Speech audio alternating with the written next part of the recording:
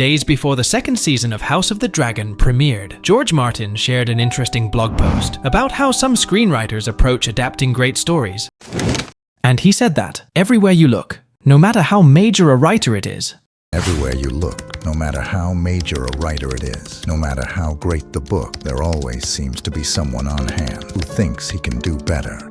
So, what is the change that Ryan and Sarah have made, and how a few simple changes from the book have ruined the story forever? So I am going to talk about the changes to Rhaenyra and Alicent, how they want to portray Rhaenyra as a saint, but on the other hand, Alicent as a whore, and I will talk about the Promised Prince, and Blood and Cheese, and the most important thing's Daemon character. How does one of the best characters George Martin writes become a normal character? But now I have to talk about the gray area between Rhaenyra and Alicent.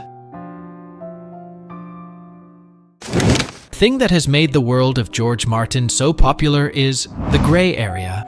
Gray area is the line between good and evil. There is no good or evil personality in my mind. All characters are evil and good at the same time. And that's what we love about Game of Thrones and the first season of the House of Dragon. There was a big difference between those who deserved the throne, green or black, Rhaenyra or Aegon. And I wanted Daemon to take the throne, but after watching the second season, I retracted my words because that is not Daemon that I know from the book. They even changed Rhaenyra's character who appeared in the book. In the book, Rhaenyra was more ruthless after the loss of her son Lucerys, and she was ready for war because she was overwhelmed by hatred and the desire for revenge for her son. But in the series, she appears as a person who loves peace and has the noble intention of avoiding bloodshed. And fate has destined her to ascend the throne to fulfill the prophecy of Aegon's conquest. One of the strangest scenes was when Rhaenyra went to Alicent to persuade her to make peace and try to settle the dispute in discussion. That scene was the dumbest thing that has happened in the history of the series and movies. In Game of Thrones, all the wars for the throne have always been about greed and glory. But after Alicent and Rhaenyra met,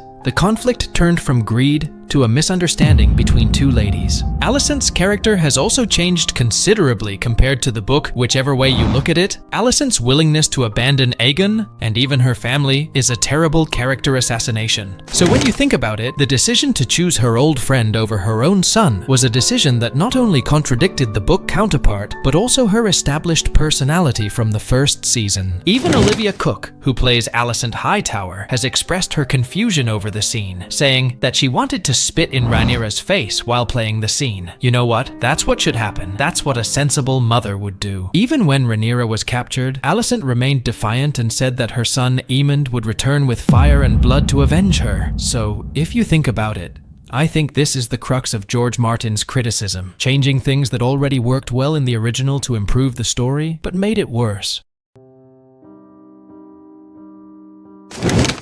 The fun of competing for the throne in Game of Thrones was due to ambition or revenge. Even in the first season, Rhaenyra realizes that she deserves the throne. At the same time, Daemon thinks he deserves the throne, and Aegon the same. Everyone sacrificed everything for the throne. Otto Hightower sold his daughter and her husband to the king, and his daughter forced her son to take the rule. But in the second season, the battle for the throne revolved around the prophecy of the Promised Prince. Daemon gave up his ambition for the sake of a prophecy that could be fulfilled after 100 years. The big problem is that in the last episode, they interfered with the prophecy and decided that Daenerys was the Promised Prince. George Martin has spent more than 10 years writing his new book to clarify who the Promised Prince is, and with all the absurdity in the last episode, images emerge that suggest Daenerys is the Promised Prince, not Jon Snow. Tell me in the comments who you think the Promised Prince is, and why George Martin was so late in publishing his book, The Winds of Winter.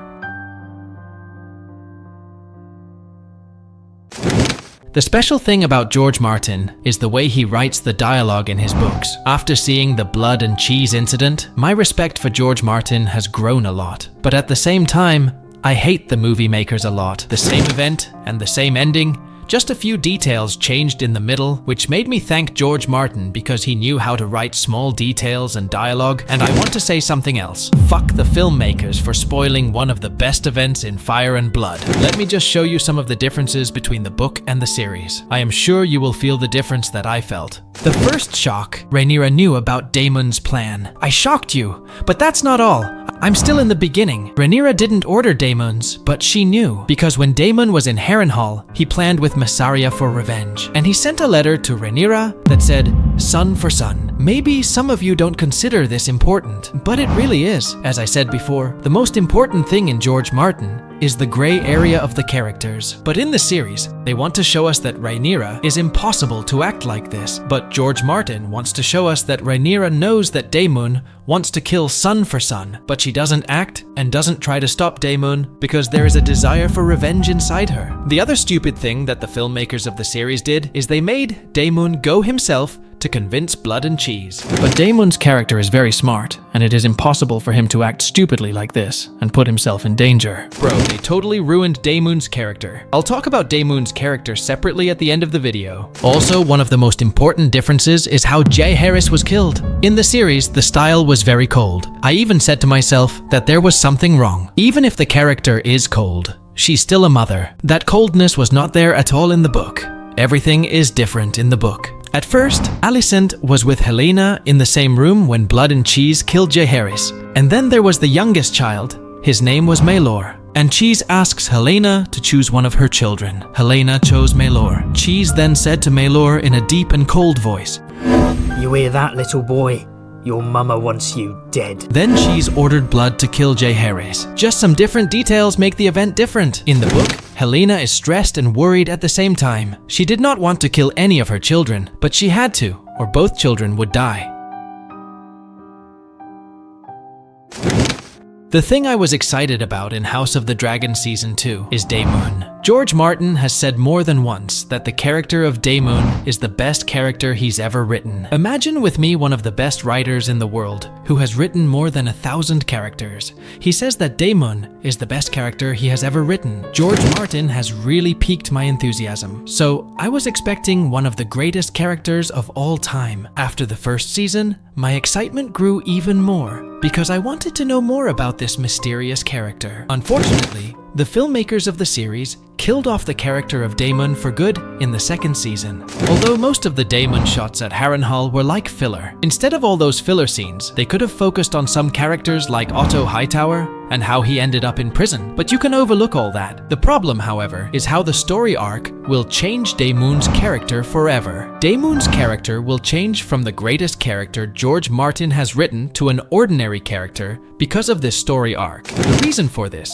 is that after seeing all these visions, Daemon has become completely loyal to Rhaenyra, and therein lies the problem. What sets Daemon's character apart is that he is unexpected. In the book, George Martin uses nettles to discover the ambition and weaknesses of both Rhaenyra and Daemon. But it seems that the filmmakers of the work will not show Nettles' character in Season 3. That means we will not see the conflicts between Rhaenyra and Daemon. I think the writers could not understand Daemon's character, so they said to themselves, "Let us just make the character simpler."